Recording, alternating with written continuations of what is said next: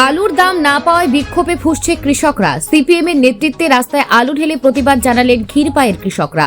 সোমবার ক্ষীরপাই ডাকবাংলো থেকে হালদার দিঘি পর্যন্ত বিশাল মিছিল বের করে সিপিএম। মিছিলে উপস্থিত ছিলেন স্থানীয় কৃষকরা, যারা আলুর দাম না পাওয়ায় চরম বিপাকে পড়েছেন। হালদার দিঘির মোড়ে পৌঁছেই তারা রাস্তায় আলু ঢেলে সরকারের বিরুদ্ধে ক্ষোভ প্রকাশ করেন। কৃষকদের অভিযোগ, বাজারে আলুর দাম এতটাই কম যে উৎপাদন খরচও উঠছে না, অথচ সরকার কোনো পদক্ষেপ নিচ্ছেন না। আমরা মাথার ঘাম পায়ে ফেলে চাষ করি আর ফরেরা লাভ তুলে নেয়।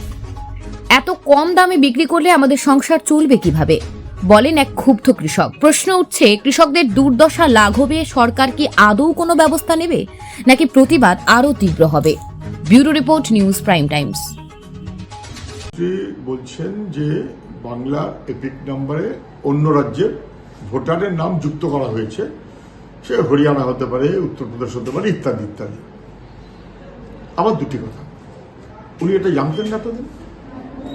ভোটার লিস্টের নাম সংযোজনের দায়িত্ব ইআরও এবং তার হয়ে এইআরও। ইআরও মানে এসডিও, এইআরও মানে বিডিও মুখ্যত। তো এসডিও বিডিও যারা কমপ্লিটলি ওর কন্ট্রোলে, তারা কেনই ভোট ঢোকালো যেগুলো ভুতুরে ভোট বলে মুখ্যমন্ত্রী বলছেন? মুখ্যমন্ত্রী সেগুলো জানতেন না? আচ্ছা, মুখ্যমন্ত্রী যদি না জেনে থাকেন, মুখ্যমন্ত্রীকে জানানো হয়নি? কতবার? একবার না একাধিকবার। ভুতুরে ভোটার লিস্ট ভর্তি, এ তো আমরা বহুবার বলেছি, একবার একবার বলেছি তা না, বহুবার বলেছি যে ভুতুরে ভোট লিস্ট ভর্তি। আজ এই চম্পাহাটি কথা হচ্ছে, বারুইপুরের চম্পাহাটিতে যে তৃণমূলের কর্মীর নামে শতাধিক ভোটার, এক বাবার কারুর 25 জন, আরেক বাবার নামে 32 জন, আরেক বাবার নামে 18 জন, এবং সব তৃণমূলের রত্ন, কমপ্লেন করা হয়েছে এসডিওকে, বিডিওকে। একাত্তর ক্ষেত্রে ওরা রিসিভ করে দিয়েছে, বেশিরভাগ ক্ষেত্রে রিসিভ করেননি। কতবার বলা হয়েছে? মুখ্যমন্ত্রী ভূত রেখে দিতে চেয়েছিলেন যে ভূত ওকে সাহায্য করবে। এখন ভূত রেখে দিয়েছিলেন, ভূত সাহায্য করবে কিনা দুশ্চিন্তায় আছেন। মহারাষ্ট্র, দিল্লির পরে এখন ওনার মনে হয়েছে যে এই ভূত কতটাকে সাহায্য করবে, উনি সেই ভূত রাখতে চান যেটাকে সাহায্য করবে। কালকে নেতাজি ইন্ডোরের মিটিং এর পর ভবানীপুরের যে ওয়ার্ডগুলো আছে সেখানকার নেতাদের নিয়ে তাদের ভোটার লিস্ট ইত্যাদি ইত্যাদি সেইগুলো নিয়ে বসেছেন, দুশ্চিন্তায় আছেন। এর আগে দেখা গেছে যে মমতা ব্যানার্জি তৃণমূলের হয়ে যা ভোট পেয়েছিলেন, মমতা ব্যানার্জির বাহিনী কাউন্সিলর হিসেবে তার চাইতে অনেক কম ভোট পেয়েছেন, বিজেপি বেশি ভোট পেয়েছে। ফলে তৃণমূলের ভোট গেছে কোথায়? কমে গেল, ততটা চলে গেল বিজেপিতে। আমি বিধানসভাতে সংখ্যা তত্ত্ব দিয়ে বলেছিলাম, তৃণমূলের যত ভোট কমেছে সেই ভোটটা কোথায় গেছে? সিপিএমে যায়নি তো, বিজেপিতে গেছে। ফলে তৃণমূলের থেকে বিজেপি করা যায়, এটা তখন তৃণমূল বিজেপি দুজনে মিলে প্র্যাকটিস করেছে। এখন মমতা ব্যানার্জি ভোটার লিস্টের কথা বলছেন, তো ভোটার লিস্টের ভূতগুলো ঢুকলো কোথা থেকে? যখন ঢুকলো তখন সবাই আপত্তি করেছিল, তখন উনি কিছু বলেননি কেন? তখন ভূতগুলো মমতা ব্যানার্জির কমপ্লিট কন্ট্রোলে ছিল। এখন সেই ভূতগুলো, ভোটের ভূত, এটা কি ঠিক মমতা ব্যানার্জির কন্ট্রোলে থাকবে, নাকি একটু বিজেপি ভাগ হতে পারে? তাহলে এই ভূতের ভবিষ্যৎ বিজেপিকে সাহায্য করবে না তৃণমূলকে সাহায্য করবে?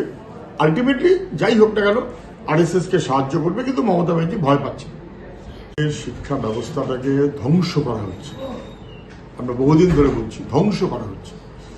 এবং শিক্ষা ব্যবস্থাটাকে ধ্বংস করতে হবে বলে, শিক্ষায় প্রাইভেট ব্যবসা চালু করতে হবে বলে, সাধারণ মানুষ তারা শিক্ষা থেকে ছিটকে চলে যাক তার ব্যবস্থা করতে হবে বলে, স্কুল আছে শিক্ষক নেই, শিক্ষক আছে তো ছাত্র নেই, ছাত্র আছে তো বাড়ি ভেঙে পড়ছে, আর লেখাপড়ার কারবার নেই।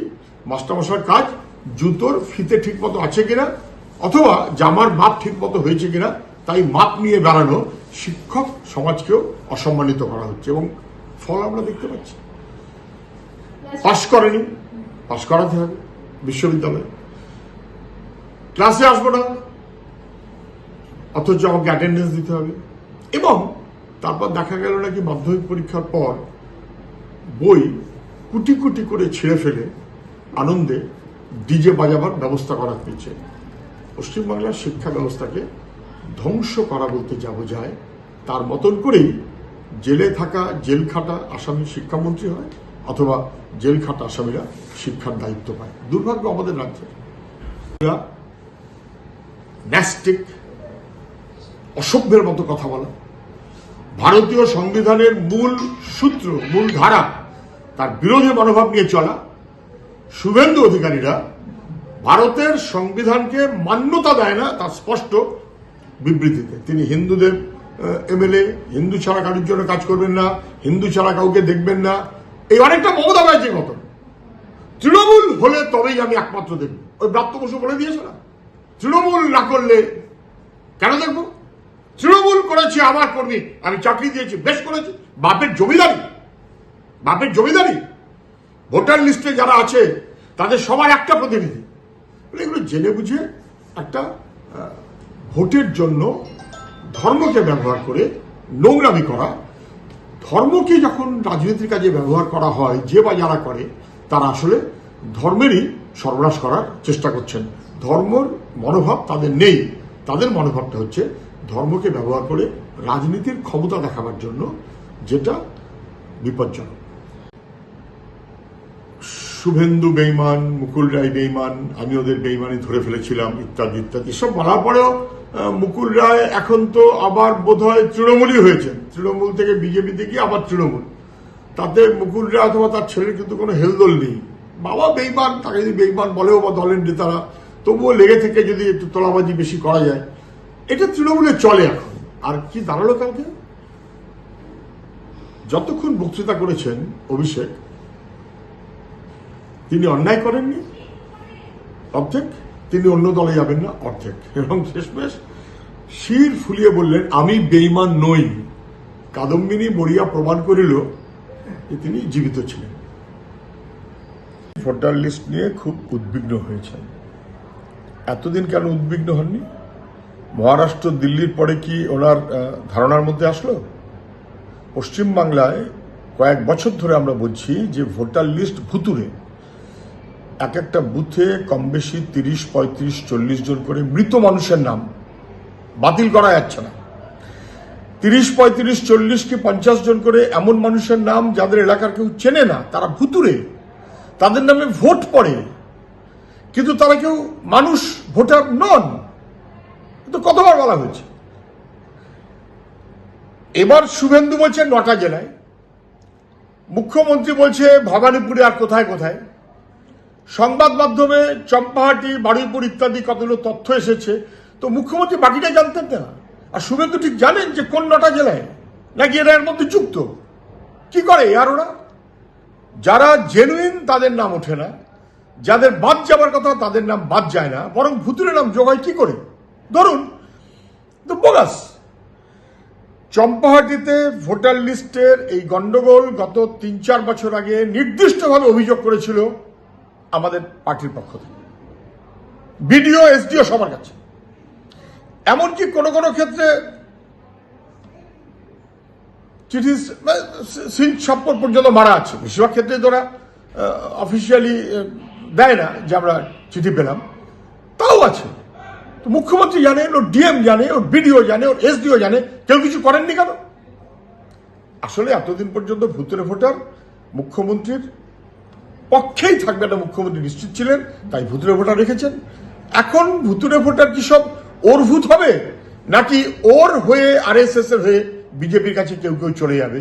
হয়তো এইসব দুশ্চিন্তা করছেন বলে আজগর মনে হয়েছে। আমি আবার বলছি, নির্বাচন কমিশন এবং রাজ্য প্রশাসন নিশ্চিত করুক, 100% নিশ্চিত করুক যে কোনো ভুতুরে ভোটার থাকবে না, কোনো মৃত মানুষের নাম থাকবে না। প্রয়োজনে বাড়িতে বাড়িতে গিয়ে করুক। এই দাবি বিজেপি, তৃণমূল উভয় পক্ষের করা উচিত। এটা করার সাহস ওদের নেই। শুভেন্দু অধিকারীর খুব রাগ হয়েছে। তিনি দিল্লিতে গেছেন নির্বাচন কমিশনারের কাছে এটা বলতে, যে নির্বাচন কমিশনারকে বদনাম করছে পশ্চিমবাংলায় সরকার। হঠাৎ রাগ হলো কেন? হঠাৎ গেলেন কেন? বলতে পারলেন না যে কাজ দিল্লিওয়ালারা করছে সেই একই কাজ মমতা ব্যানার্জি করছে? এটা নিয়ে কোনো সন্দেহ নেই যে স্বরাষ্ট্রমন্ত্রীর, স্বরাষ্ট্র সচিবের নিজস্ব লোককে নির্বাচন কমিশনার করেছে দিল্লি বিজেপির সুবিধে পাওয়ার জন্য, এবং নির্বাচন কমিশন তার নিরপেক্ষতা রক্ষা করতে পারছে না, স্পষ্ট। এ নিয়ে কোনো সন্দেহ নেই। কে অভিযোগ করেছেন? সেটা বড় কথা না, এটা সত্য যে দিল্লির নির্বাচন কমিশন যাতে বিজেপির হয়ে কাজ করে তার মতো করে ব্যবস্থা করেছে দিল্লির বিজেপি সরকার। কিন্তু এই অভিযোগটা আমি করতে পারি, আপনি করতে পারেন, মমতা ব্যানার্জি করতে পারে না। She has lost that credibility. উনি পারেন না। কেন পারেন না? উনি মুখ্যমন্ত্রী, ওনার মুখ্য সচিবের টার্ম শেষ হয়ে যাওয়ার পর তাকে বাড়তি কাজের দায়িত্ব দেওয়া হলো রাজ্য নির্বাচন কমিশনার হিসেবে। কেন? উনি ওনার মুখ্য সচিবকে রাজ্যের নির্বাচনী কমিশনার করলে যে অপরাধ করেন, দিল্লি বিজেপি একই অপরাধ করেছে। দিল্লির বিজেপি যে অপরাধ করেছে সেই অপরাধ মমতা ব্যানার্জিও করেছে। এবং আরএসএস এর এক হাতে বিজেপি, এক হাতে তৃণমূল, দুজনেই তার ক্ষমতা অনুযায়ী নির্বাচন কমিশনকে কলুষিত করার ব্যবস্থা করছেন, রাজনৈতিকভাবে পরিচালিত করতে চাইছেন। এটা সাংবিধানিক বিধি ব্যবস্থা এবং মনোভাবের সম্পূর্ণ বিরোধী। দিল্লিও তাই, রাজ্যের তৃণমূলও তাই। রাজ্য রাজনীতি কলুষিত হওয়া বলতে যা বোঝায় তার কিছু বাকি থাকলো না। শাসক দলের প্রায় মুখ্য নেতা মানুষের শুধু একটা কথা বললেন না, অভিষেক ব্যানার্জি অর্ধেক সময় তিনি বলে গেলেন যে তিনি চোর না, তিনি চুরি করেননি, আর বাকি অর্ধেক সময় বলে গেলেন তিনি অন্য দলে যাবেন না। এগুলো শাসক দলের নেতা এরকম হতে পারে? কি ভরসা করবে মানুষ? বিরোধী দলের নেতা আবার একই রকম, একজন আরেকজনকে বলছে চোর, একজন আরেকজনকে বলছে বেঈমান। এটা দুজনের ক্ষেত্রে একই রকম কথা বলতে পারে। আমি বলবো দুজনেই ঠিক। চোর, গোষ্ঠীশুদ্ধ চোর এবং মানুষের সঙ্গে বেঈমানি করা বাহিনী, তারাই এখন শাসক দলের অথবা বিরোধী দলের নেতা। এটা অত্যন্ত দুর্ভাগ্যের। এরা গোটা রাজ্যের রাজনীতিকে কলুষিত করতে চায় এবং মানুষের স্বাভাবিক মতামত থাকলে, দেবার সুযোগ পেলে এরা কখনো মানুষের কাছে গ্রহণযোগ্য হতে পারে না। চুরি, বাটপাড়ি, বেঈমানি, তার ভাগাভাগির লড়াই হচ্ছে শাসক বিরোধীর মধ্যে।